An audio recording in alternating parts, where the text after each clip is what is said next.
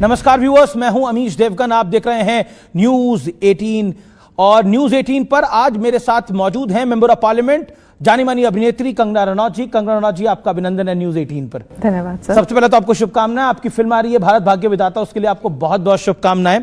और देश आज एक नया कीर्तिमान देख रहा है। देश के प्रधानमंत्री, निर्वाचित बतौर प्रधानमंत्री, एक नया रिकॉर्ड बना रहे हैं और पंडित नेहरू के रिकॉर्ड को ब्रेक कर रहे हैं। एक गरीब परिवार से आकर, एक सामान्य परिवार से आकर इस मुकाम तक पहुंचना कितनी बड़ी बात है। मैं कहूंगी कि इसका सारा जो श्रेय है इसका सारा श्रेय जो है जनता जनार्दन को जाता है।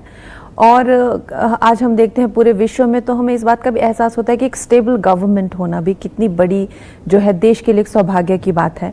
और प्रधानमंत्री जी जब 2014 में, खैर गुजरात में तो वो बहुत ज़्यादा लोकप्रिय हैं, लेकिन जब वो 2014 में चुन के आए थे, तो आप लेट्स नॉट प्रिटेंड कि वी डिड नॉट नो कि he is not somebody ordinary. सबको कुछ पता था कि ये जो है कुछ ऐतिहासिक हुआ है। कितना मजाक उड़ाया गया प्रधानमंत्री नरेंद्र मोदी का। कांग्रेस के कई नेताओं ने बोला कि तू जाकर चाय बेच, तू ये चाय तो बेच सकते हैं हमारे यहाँ दफ्तर में आकर, लेकिन ये प्रधानमंत्री नहीं बन पाएंगे। उनको नीच तक कहा गया। बहुत खराब शब्द प्रधानमंत्री के लिए बोले गए जब वो प्रधानमंत्री नहीं भी बने थे। क्या लगता है जब वो नेहरू जी का रिकॉर्ड तोड़ रहे हैं तो ये एक बहुत ही बड़ी बात है? और क्या आप इस पर क्या कहना चाहती हैं आप, जिन लोगों ने मजाक उड़ाया नरेंद्र मोदी का उस समय? नहीं, जो लोग मजाक, एक जो नजरिया था देश का, आज हमारी फिल्म जो है भारत भाग्य विधाता भी यही बात को कहती है कि आप किसी इंसान को छोटा या बड़ी दृष्टि से देख सकते हो, लेकिन जो काम है, उस इंसान का जो काम है वो उसके लिए बोलता है। तो प्रधानमंत्री जी जब से आए हैं तो आप देखिए आज हम लोगों का जो फिल्मी हीरो है वो भी किस तरह से बदला है। वो टियर 2 टियर 3 से बिलोंग करता है। इससे पहले जो है ये सब स्विट्जरलैंड में ही शूटिंग होता था। तो इस तरह से पूरे देश का जो है देखने के लिए नजरिया बदलाया। जी, आपने अपनी फिल्म की बात करी भारत भाग्य विधाता। बहुत ही सुंदर नाम है भारत भाग्य विधाता। और इस फिल्म के अंदर 26/11 का जिक्र है, पूरी तरह से 26/11 पे आधारित है।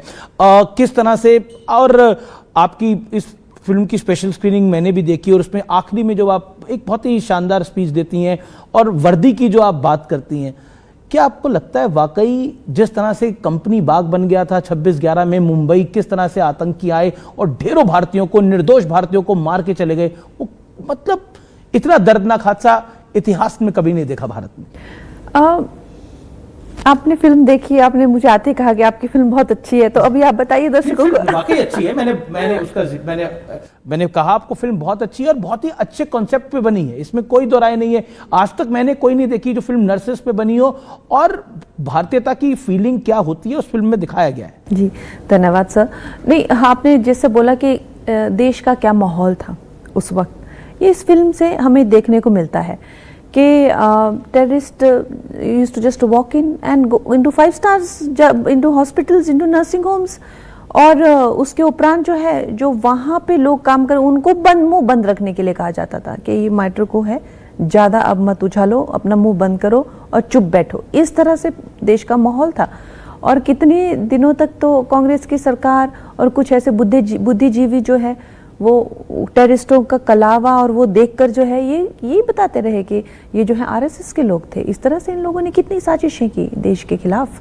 जी, मैं फिर आता हूं प्रधानमंत्री के रिकॉर्ड पर, क्योंकि नेहरू जी के रिकॉर्ड को बीट करा है तो निश्चित तौर पर कांग्रेस को उतना पसंद नहीं आ रहा। वो कह रहे हैं नेहरू जी की लीगेसी तो बहुत बड़ी है, नरेंद्र मोदी की लीगेसी कुछ है ही नहीं। उनकी लीगेसी में सिर्फ और सिर्फ महंगाई है और हेट्रेड है और इसके अलावा कुछ नहीं है। क्या जवाब देना चाहती हैं आप नेता की अगर टोपी डाले तो? देखिए, मेरे पास तो, मैं तो इस पे हंसूंगी। और नेहरू जी उस वक्त का जो let us be honest and fair, उस वक्त का ये रिकॉर्ड होना, क्योंकि कोई ऑपोजिशन तो थी नहीं, तो अपने आप में ही चला पड़ा था वो रिकॉर्ड। खुद ही बन गए, खुद ही इलेक्शन किया, खुद ही जीत गए, खुद ही बन गए। वो रिकॉर्ड से ये रिकॉर्ड का कुछ कंपैरिजन है ही नहीं, तुलना है ही नहीं। ना नेहरू जी की और मोदी जी की कोई तुलना है, ना उस रिकॉर्ड की ही कोई तुलना है। वो एक शहंशाह के बेटे जिन्होंने अपना घर कांग्रेस को दिया था, अध्यक्ष थे तो पहले मोतीलाल नेहरू, उनका ही जो घर था उसमें कांग्रेस पार्टी जन्मी थी, उनके बेटे को एज ऑब्लिगेशन वो ताज मिला। फिर कोई ऑपोजिशन नहीं, को खैर वो बहुत डिटेल सबको पता है। पर coming to what we are where we are today, मैं बड़ा अच्छा एक रील देख रही थी, कहीं आ रही थी कि भाई अगर आप 2014 में सोए हों और 2026 में उठें तो आप यकीन करेंगे कि इस देश में जो है, चाहे राम मंदिर हो, चाहे कश्मीर से जो है आर्टिकल 370 हो, हटा हो, चाहे या वहाँ पे चिनाब का सबसे बड़ा ब्रिज जो एयरपोर्ट्स हैं 68 से लेकर 140 150 तक चले गए हैं, हमारी जो चाहे बंगाल में हमारी सरकार, तो ये इतनी सारी जब आप चीज़ें देखेंगे, इंफ्रास्ट्रक्चर हर चीज़ का जो है कायाकल्प हुई है, आप यकीन करेंगे कि आप उसी भारत में हैं। तो खैर ये जो मेरा तो ये मानना है कि ये प्रधानमंत्री जी के लिए शुरुआत है, ऐसे युग अच्छा, कह रही हैं शुरुआत है। हाँ, अब देखिए राहुल जी तो कह रहे हैं कि 1 साल बाद मोदी जी रिजाइन कर देंगे, छोड़ के चले जाएंगे, भाग जाएंगे मोदी जी, देखना क्या कुछ होगा। ऐसे युग पुरुष, देखिए लेट्स नॉट प्रिटेंड कि he is an ordinary person और ऑर्डिनरी पॉलिटिशियन, ही इज एक मैं कहूँगी कि इस देश की जो अंतरात्मा है, उसकी जो पुकार है, उसका वो आंसर है। तो पूरी तरह से टेलर मेड वो किस तरह क्यों कैसे इस जॉब के लिए हैं और कैसे उनका बस एकमात्र वन फोकस उनको जिंदगी में क्या इस तरह से एक अकल्पनीय है, ऐसे भी कोई पर्सन हो सकते हैं। तो उस तरह से वो हमें एक, मैं तो कहूँगी एक तरह से वरदान है हमारे देश के लिए। तो ये तो उनके लिए शुरुआत है। और अभी आपने बोला मोदी जी वरदान है, सब आपके पीछे पड़ जाएंगे ये लोग। नहीं, देखिए वो सब, देखिए क्या होता है ना कि अंदर ही अंदर सब जानते हैं कि क्या सच्चाई है। पर राहुल जी को क्यों लग रहा है कि मोदी जी 1 साल बाद सब कुछ छोड़ देंगे, मतलब वो हट जाएंगे, उनको जाना पड़ेगा, मतलब उन्होंने घोषणा करी है बाकायदा, मतलब कि मोदी जी को रिजाइन करना पड़ेगा, ऐसे हालात हो गए। राहुल जी तो कई तरह की घोषणाएं करते हैं। उन्होंने तो अपने खुद के देश को कहा था कि इसकी इकोनॉमी डेड है, ख़त्म है, फिनिश्ड है। तो अभी देखिए हमारी क्या रेट है ग्रोथ का। तो राहुल जी को जो है अब शायद इतना लोग लाइटली लेने लग गए हैं कि उनकी किसी भी बात का देश को, कांग्रेस तो उन्हें सीरियसली लेती है। कांग्रेस तो सीरियस लेती भी नहीं, लेना पड़ेगा, लेकिन जिस तरह से कांग्रेस का नामो निशान ख़त्म होता जा रहा है पूरे देश में, तो इसमें कोई संशय की बात नहीं है कि उसको सीरियसली लेते ही, राहुल जी को सीरियसली लेते ही उनका जो है पूरी तरीके से सुपड़ा साफ हो रहा है पूरे देश में। लेकिन आपने भी राहुल गांधी के लिए टपोरी और मवाली जैसे शब्दों का इस्तेमाल किया, वो बहुत गुस्सा हो गई। कांग्रेस पार्टी कहती है कि राहुल गांधी जैसे इतने बड़े नेता को इस तरह की शब्दावली से बुलाया जा रहा है। इतने बड़े नेता, वो कह रहे हैं एलओपी हैं, लीडर ऑफ अपोजिशन है राहुल गांधी जी। ये मैं ये नहीं मानती कि आपको जो है कोई किसी प्लेटर पर बैठे बिठाए जो है एक शहंशाहों का ताज मिल जाए, चाहे वो फिर एक्टर हो, चाहे वो नेता हो, चाहे वो अभिनेता हो। आपको पता है फिल्म इंडस्ट्री में भी अगर आप में टैलेंट है, हम आपके सामने नतमस्तक है, लेकिन जस्ट बिकॉज आप कोई नेपो किड हो, जस्ट बिकॉज आपको मम्मी पापा ने सब कुछ दे दिया है, you know I have never come to that. वो चाहे कोई भी हो, हमेशा मैंने कहा है कि भाई नहीं, इसमें टैलेंट की कमी है, ज़्यादा ही ज़्यादा जो है फ्रिवलस है और नेपोटिस्टिक है। मैंने हमेशा अपना जो है वो पक्ष रखा है। तो सेम बात, मुझे कोई उनसे वो नहीं है कि मैं जस्ट बिकॉज वो राजीव गांधी के बेटे हैं तो मैं उनसे इम्प्रेस हो जाऊं। क्यों इम्प्रेस हो जाऊं मैं? उन्होंने क्या किया है? एक अच्छी सी तो स्पीच दे नहीं पाते हैं वो। जब से राहुल गांधी ने जो है ये कांग्रेस पार्टी को जो भी क्या उनका क्या कंट्रीब्यूशन रहा है, ही इज़ एन एम्बैरसमेंट। कभी देखिए, मुझे बताने की ज़रूरत नहीं है, चाहे वो चांद पर आलू उगा लें, चाहे वो बाहर जाएं, अमेरिका जैसे देशों में जाएं, कहें हमारी डेमोक्रेसी में जो है आके आप दखल अंदाजी करके वहाँ पे कुछ करिए, इस तरह की वो शर्मसार कर देने वाली बातें करते हैं। देश प्रेम तो उन्होंने, मुझे कभी नहीं लगा कि उन्होंने किसी तरीके से अपने किसी एक्शन से दिखाया हो, जताया हो कि वो भारत के प्रति क्या भावना रखते हैं, कभी नहीं लगा। ये जरूर लगता है कि सत्ता को हड़पना चाहते हैं, वो सत्ता को किसी ना किसी तरीके से वो अपने वश में करना चाहते हैं। इसीलिए जब भी इलेक्शन कुछ होता है, बाहर जाके वो अपने बाहर की जो शक्तियां हैं जो देश को तोड़ना चाहती हैं, शब्द यूज करते हैं राहुल गांधी, ये मोदी आएगा तुम्हारे सामने रोएगा। और 2020 में उन्होंने बोला कि मोदी जी को देखना, थोड़े दिनों में बाहर निकलेंगे तो देश का युवा डंडे मारेगा। उसके बाद चुनाव हुए, कांग्रेस की हार ही हो गई। क्यों आपको लगता है वो, मतलब नरेंद्र मोदी की तरफ ये भावना क्यों है राहुल गांधी की? क्या कारण दिखाई देता है आपको? देखिए वो उनका जो है एक राजा बेटा टाइप उनका एटीट्यूड है, जो जो मुझे पता है इस तरह के जो एटीट्यूड आपको होते लगता हैं। है ऐसा एटीट्यूड है? हाँ, मुझे लगता है कि उनको जो है तहजीब नहीं है बिल्कुल भी, उनको कुछ आटे चावल के भाव पता नहीं है बाहर, उनको पता नहीं है कि लोग कितना बुरा मानते हैं इन चीज़ों का। कांग्रेस तो कहती है कि बीजेपी वोट चोरी करवा रही है, अब कह रही है हमारे सांसद भी, विपक्ष के सांसद भी चोरी हो रहे हैं। अब बंगाल में हम देख रहे हैं दीदी सरकार तो बाहर हो गई, अब उनके 20 सांसद अपना गुट बना रहे हैं। 2 राज्यसभा एमपी ने रिजाइन कर दिया है। अभी तक जब तक मैं आ रहा था 1 सांसद और छोड़ के चला गया। हो क्या रहा है कंगना जी? मतलब ये क्या भारतीय जनता पार्टी करवा रही है या अपने आप हो रहा है? नहीं, भारतीय जनता पार्टी जो है, जो एक ऐसी आइडियोलॉजी है जो सनातन पे बेस्ड है, और जो भूले भटके हैं कभी ना कभी तो वो अपने घर वापस आएंगे, घर वापसी तो होगी। तो जो हमारी जो नेचुरल अलाइनमेंट है भारतीय जनता पार्टी की, और जो हमारी जो लीडरशिप है उनकी जो एक अलाइनमेंट है पूरे देश के साथ, तो उसमें कोई भी दो राय नहीं है कि आज या कल ये सब जो हैं भारतीय जनता पार्टी में भगवामय होने वाले हैं। और सबसे बड़ा जो है हमारा नेतृत्व है, डिसाइसिवनेस ऑफ द लीडरशिप। क्या वो करना चाह रहे हैं, क्या उनका मैसेज है, क्या उनकी आइडियोलॉजी है, क्या उनका फॉरेन पॉलिसी है, ये सब इतना क्रिस्टल क्लियर है कि कोई भी, आज आप जो देख रहे हैं, कोई भी लोग इतना तक कह रहे हैं कि अगर भारतीय जनता पार्टी अगर हमें नहीं लेगी अपनी पार्टी में तो हम निर्दलीय बना के उनको सपोर्ट करेंगे। यहाँ तक अपना गुट बना के सपोर्ट करेंगे। हाँ, अपना लेकिन एक आप खुद कैंपेन करने के लिए गई थी बंगाल के अंदर, आपको लग रहा था इतना बड़ा विरोध है ममता दीदी का वहां पर कि बीजेपी की इतनी स्पष्ट बहुमत की सरकार बनेगी? बिल्कुल। ममता बनर्जी, क्योंकि वो भी एक महिला मुख्यमंत्री रही हैं, बहुत ताकतवर नेता रही हैं, लेकिन वो चुनाव हार जाती हैं अपना खुद का। नहीं तो क्या हुआ, महिला हुई तो इसका मतलब ये थोड़ा ना कि उनको लाइसेंस मिलता है जुल्म करने का, करप्शन करने का। आपको लगता है बंगाल में जुल्म हुआ?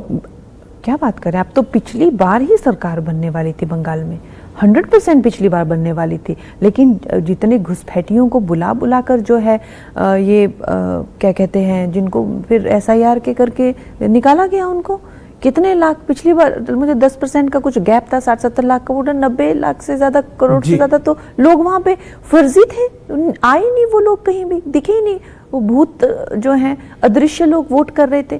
तो इतनी बड़ी जो वहां पे साजिश हो रही थी, मैं कहूँगी कि भारत की एकता जो है, भारत की अस्मिता जो है, चाहे आपकी कुछ भी आइडियोलॉजी हो, चाहे आप किसी का भी विरोध करें, लेकिन जब बात भारत पे आती है, और बंगाल के लोग समझ गए थे कि अगर अब की बार चूक गए तो बहुत बुरी इनकी साजिश है। आप देखिए उस बंगाल चुनाव के बाद ही ये सब कॉकरोच, ये सब कैसे इकट्ठा हो गए, तो एक वो सब बड़ा लंबा प्लानिंग होता है। तो कॉकरोच जनता पार्टी को आपने स्टडी करा थोड़ा? मतलब थोड़ा तो नहीं, बट नेचुरली ये जो टाइमिंग है ये तो प्रदर्शन में नहीं लोग पहुंचे। नहीं तो अगर बंगाल जीत गए होते तो आप सोचिए इनके क्या प्लानिंग्स थे। तो ये सब बंगाल के लोग जो हैं समझ गए हैं, इन लोग को लगता है कि भारतीय समझते नहीं है, भारतीय सब समझते हैं, और सबसे ज्यादा समझते हैं नियत। जी चलिए अब थोड़ी फिल्मों की बात करते हैं। एक्टिंग में तो आपको स्क्रिप्ट आप चुनती होंगी, लेकिन राजनीति में स्क्रिप्ट कौन तय करता है? पार्टी? नहीं, हमें actually I was pleasantly surprised कि हमें जो है अपने स्पीचेस खुद लिखने होते हैं, और हमें बस विषय दिया जाता है, और उसमें मटेरियल हमारे जो PS वगैरह हैं वो इकट्ठा करते हैं, और हमें खुद अपनी स्पीचेस लिखनी होती है। जी, खुद ही स्पीच लिखनी होती है, जो आपको मन करता है वो बोलती है। एक्टर रणवीर सिंह को बैन करने की एक बात कही, बाद में वो फिर मामला सॉर्ट आउट हो गया। रणवीर सिंह अचानक टारगेट पे क्यों आ गए? एक्टर रणवीर सिंह, आप उनसे पूछिए मुझे। आप क्योंकि आपको तो खुद बहुत टारगेट किया गया ना, तो आप क्या कहना चाहती हैं? मैं यही कहना चाहती हूँ कि एक तो इंडस्ट्री जो है ये बिट ऑफ कह लीजिए थोड़ा इनमें है, पाकिस्तान प्रेम है, तो अक्सर अधिकतर फिल्में तो हमें पाकिस्तान प्रेम ही सिखाती हैं ना, और आज तक सिखाती आई हैं। ये अभी उनकी रणवीर सिंह की तो धुरंधर 1 और 2 आई थी। मैं वही कह रही हूँ कि जब एक ऐसी फिल्म आती है जो हमें पाकिस्तान का असली चेहरा दिखाती है, तो इनको फिर दर्द होता है कि हम तो फिर हमने जो आज तक किया उसका क्या वैल्यू। जी, मेरा अगला सवाल ये है कि आप बड़े बड़े एक्टर्स को मना कर देती हैं, मैं उनके साथ आप काम नहीं करेंगी, तो कई बार आपको लगता नहीं है कि आपका बॉलीवुड में भविष्य कैसा रहेगा? हालांकि अच्छा ही चल रहा है वैसे तो। हाँ नहीं ठीक है, कहते हैं ना कुछ पाने के लिए कुछ खोना पड़ता है। अच्छे अच्छे एक्टर्स के साथ, बड़े बड़े सलमान डायरेक्टर, खान को मना कर देती हैं आप? जी, बड़े बड़े डायरेक्टर्स के साथ काम करने का मन भी होता है। लेकिन फिर आप देखिए, एक बार इरफान साहब थे तो मुझे कहने लगे कि 2-3 स्क्रिप्टें उन्होंने भेजी, तो मैंने उनको कहा कि सर कुछ ठीक मज़ा नहीं आया सब करके। मैंने कहा मैं आपको स्क्रिप्ट भेजूंगी क्या? तो मुझे कहते लगता नहीं अब हम दोनों काम कर पाएंगे। मैंने कहा क्यों सर? कहते क्योंकि उस टाइम में काफ़ी सक्सेस हो गई थी। कहते अब एक म्यान में 2 तलवारें कैसे रहेंगी? तो बड़ी अच्छी उन्होंने एक बात कही। तो सलमान खान जी और मैं भी, अगर हम दोनों एक म्यान में 2 तलवारें कैसे रहेगी? जी, तो आप भी पंगे बहुत लेती हैं, मतलब पंगा मतलब इन द सेंस आप भी मतलब कुछ ना कुछ बयान दे देती हैं और सामने वाले को फिर वो भी रिएक्ट करता है, तो क्या आपको लगता नहीं कि कभी कभार आपको लगता है यार ये नहीं बोलना चाहिए था, ये पंगा नहीं लेना चाहिए था, ये पंगा लेने में ही आपको मजा आता है? मजे की बात नहीं है। देखिए अमीश जी, अगर आप मुझसे यहाँ बैठकर कुछ पूछ रहे हैं, कुछ मेरे दिल की जहन की बात पूछ रहे हैं, तो नेचुरली मैं एक महिला हूँ, एक छोटे गांव से आई हूँ, संघर्ष करते आई हूँ। मेरे जो विचार होंगे वो मेरे एक्सपीरियंस से जो हैं वो भरे हुए होंगे। तो मैं अपने दिल की बात ना कह के आपको क्या बोलूँ, यही मेरा हमेशा वो कश्मकश रहता है कि क्या अगर मैं सोचती हूँ वो ना बोलूँ तो मैं क्या बोलूँ? कुछ बनाऊँ, एक अलग बात बनाऊँ, तो उस बात का फिर आधार क्या होगा अगर मेरा एक्सपीरियंस, मेरा जीवन, मेरा सोच नहीं होगी? क्योंकि आप भी उस पर काउंटर क्वेश्चन करेंगे, उसको तो मैं डिफेंड ही नहीं कर पाऊंगी। तो मैं एक बहुत ही साधारण रास्ता अपनाती हूँ कि honesty is the best policy. At least जो मैं कहती हूँ उसको मैं डिफेंड तो कर पाती हूँ कि मैंने ऐसी सोच क्यों रखी। लेकिन अगर मैं कुछ उल्टा पुल्टा बनाऊंगी, फिर मैं जो है उसको कैसे मैं आगे तक वो कर पाऊंगी? क्या हम आने वाले भविष्य में कोई ऐसी फिल्म देखेंगे, करण जौहर प्रेजेंट्स कंगना रनौत की कोई फिल्म को करण जौहर प्रेजेंट करें या वो बनाएं? ऐसा हो सकता है? It is possible? कोई ऐसा नहीं होता है कि आप किसी व्यक्ति विशेष के साथ काम करना चाहते हैं। मुझे कोई करण जौहर जी में कोई किसी तरह का ऐसे किसी व्यक्ति विशेष में रुचि नहीं है कि मुझे उसका कोई स्क्रिप्ट हो, कोई किसी तरह की एक कोलैबोरेशन हो, उसकी बात अलग होती है। तो मैंने कभी क्या सोचा था कि ये जो डायरेक्टर हैं इनके साथ मुझे काम करना, नहीं, वो कोलैबोरेशन होनी चाहिए ऐसी। लेकिन आप भी जैसे आपने इमरजेंसी बनाई है, भारत भाग्य विधाता बनाई, तो इस तरफ की फिल्मों की तरफ आपका क्यों झुकाव रहता है ज्यादा? कारण? देश में एक रुचि है, देश के प्रति रुचि है। और अभी मैं वैसे क्वीन 2 भी कर रही हूँ। इट्स अ कॉमेडी फिल्म करती हूँ मैं, ऐसा वो इक्के दुक्के तो करती हूँ। भी आपने एक फिल्म करी थी, वो पंगा की थी, क्वीन की थी, तनु मनु भी। ऐसे नहीं है कि एक ही तरह की फिल्म करती हूँ, लेकिन अब पॉलिटिक्स में आने के बाद में थोड़ा ज़्यादा भी फ्रिवलिस जो है बनने से मैं थोड़ा वो करती हूँ। बट हैविंग सेड दैट कि I am doing a comedy film also. अच्छा, आप एक बेहतरीन एक्ट्रेस हैं, एक ताकतवर मेंबर ऑफ पार्लियामेंट हैं, तो आप क्या चाहती हैं इतिहास आपको कैसे याद रखे? इतिहास मुझे कैसे याद रखे? हाँ, कभी जब आने वाले 20 साल के बाद बात हो तो क्या किस आपको एज अ पॉलिटिशियन याद करे या एज अ एक्ट्रेस याद करे? देखिए, मुझे इस बात की काफ़ी अवेयरनेस है कि इतिहास किसी को भी याद नहीं रखता है, चाहे वो कोई भी हो। कोई एक जयंती, कोई एक दिवस में आपको वो पोस्ट डालने पड़ते हैं, क्योंकि अगर आपके एजेंडा से वो अलाइन होते होंगे, जिसका जो एजेंडा होता है जिस दौर का, उस एजेंडा में अगर आप अलाइन करेंगे तो ठीक है। तो इस तरह के भ्रम पाल लेना कि मुझे जो है इतिहास याद रखेगा या मुझे याद रहा मैं याद रखूंगी, इस तरह का मुझे कोई भ्रम नहीं है। कोई आपको भ्रम नहीं पड़ा? बहुत ही आपने अच्छा जवाब दिया। मैं आपको कहूंगा कि मुझे पता है कि इतिहास कैसे किसी को याद नहीं रखता। जैसे कहते कि depending on the time villain और हीरो भी बदलते हैं। एक टाइम पे आप देखिए इन लोगों ने जिस तरह से करके सावरकर जी को विलन एक तरह क्या बना दिया था। अब जब टाइड ऑफ टाइम चेंज तो ही इमर्ज्ड एज अ हीरो। तो वो तो समय की धारा है, वो तो बहती रहेगी। और वक्त किसी को भी याद नहीं रखता, मुझे भी याद नहीं रखे तो अच्छा होगा। अगला सवाल मेरा थोड़ा पर्सनल है। देखिए, आपने बोला समय की धारा है, बहती रहती है। समय की धारा काफ़ी बह गई है, तो कभी कभार लगता नहीं है कि आपको भी माता पिता भी बोलते होंगे कि आपको 1 से 2 होना चाहिए, तो क्या मतलब अब या उन्होंने बोलना छोड़ दिया, उन्होंने बोला कि अब क्या कोई फायदा नहीं है बोलने का? समय की धारा तो वाकई में बहुत बह गई है। बड़े क्या माता पिता अब क्या बोलेंगे, 40 साल की उम्र में बेचारे क्या बोलेंगे, उन्होंने तो कब का बोलना छोड़ दिया है। वो तो 10 साल पहले था एक टाइम के, उनको अवॉइड करना पड़ता, तो उधर से आ रहे हैं, उधर मतलब उनके साथ बैठ नहीं सकते थे। अब क्या, अब तो आपके ऊपर कुछ मीम बनते हैं, आप देखती हैं कभी कभार सोशल मीडिया पे बड़े सारे आते हैं, आपकी और चिराग पासवान आप लोग मिलते थे, उसके कितने सारे मीम बनने लग गए। तो एनी थॉट्स ऑन दिस? कभी आपको आपने देखा तो होगा ऑब्वियसली। अरे यार प्लीज, ऐसा नहीं होता। जस्ट बिकॉज आप एक सिंगल महिला हैं तो आप किसी कलीग से बात करें तो वहाँ ही आपके, ऐसा नहीं होता। मैंने अपनी ज़िंदगी जो है बहुत खुले तरीके से, मैंने कभी भी छुप छुप के अपनी ज़िंदगी नहीं जी है। और जब मेरी ज़िंदगी में ऐसा मुकाम आएगा तो सबको पता चलेगा। अगर आएगा तो भी ठीक है, नहीं आएगा तो भी ठीक है। मेरा ऐसा कुछ नहीं है कि ऐसी कोई चीज़ नहीं है, रिलेशनशिप मैंने एक्सपीरियंस नहीं किए हैं, ऐसी कोई चीज़ नहीं है जो मुझसे छूट रही है कि मुझे लगता है कि I will miss out on this. ऐसा अगर कोई मौका आएगा तो ठीक है जी। रैपिड फायर राउंड है। राहुल गांधी की राजनीति को आप एक शब्द में कैसे डिस्क्राइब करेंगी? मैं ऑप्शंस देता हूं। बोल्ड एंड पावरफुल लीडर, दूरदर्शी, या जेनजी की नब्ज समझने वाला। एक चॉइस करेंगे। राजा बेटा। राजा बेटा। चलिए, विपक्ष का दावा है कि वो लोकतंत्र बचा रहे हैं, इसलिए इंडिया नाम का गठबंधन बनाया है। आप क्या कहना चाहती हैं इस पे, एक लाइन में, इंडिया अलायंस पे ओवरऑल? आई थिंक जो कहते हैं ना मिला जुला घोटाला, वो उसी टाइप से हैं। वो सब सारे एक साथ हो गए हैं कि जैसे कहते हैं ना कि एक तरह से हाइनर्स, जो एक बब्बर शेर के खिलाफ जैसे एक झुंड ऑफ हाइनर्स इकट्ठा हो जाता है, उस तरह से है वो। जी। कंगना रनौत के लिए नरेंद्र मोदी एक राजनेता है, एक गुरु हैं, या फिर एक प्रेरणा है? मेरे लिए वो all of this, all of above I would say. क्योंकि जो एक व्यक्तित्व हैं, उन्होंने एक तरह से मुझे अपनी पार्टी में एक हिस्सा बनाया, तो मेरे लिए भाग्य विधाता भी हुए। फिर क्योंकि ये लाइन में जो है मुझे इतना एक्सपीरियंस नहीं है, एक गुरु के रूप में भी मैं उन्हें देखती हूँ, और प्रेरणा तो खैर वो है ही। बहुत बहुत धन्यवाद कंगना जी, आपने हमें समय दिया, और एक बार फिर ऑल द बेस्ट आपको आपकी नई फिल्म के लिए। बहुत बहुत धन्यवाद। Thank you.